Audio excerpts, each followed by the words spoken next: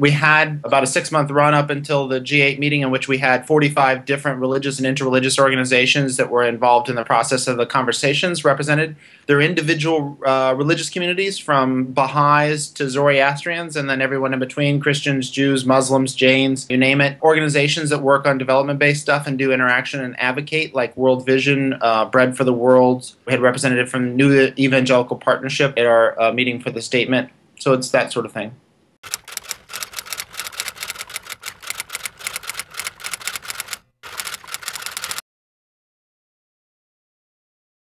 And the large part is speaking in the three areas in terms of economic stability and trying to bring that about and what it is that would do it. It's speaking in the issue of poverty and addressing poverty and hunger, and then the wider area of food security, health, and nutrition.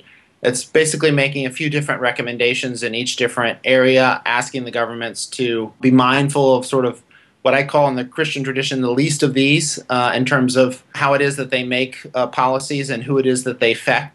One interesting observation that several of our members made is that they don't hear the political leaders say what the religious leaders are willing to say in their pulpits and their bimas and so forth. That is, even the word poor and poverty, few people in the room could ever recall when any of the G8 leaders are willing to actually say those words, the poor and the poverty. You hear everything these days about the middle class, the middle class, the middle class. Not being able to even say the words poor and poverty, it's completely ignoring a fifth of the world in terms of those who are suffering from extreme poverty. The way that you win elections is basically to avoid such things. We had a sense of mindfulness about that in terms of the way in which we were having our conversations and the way in which we crafted a statement.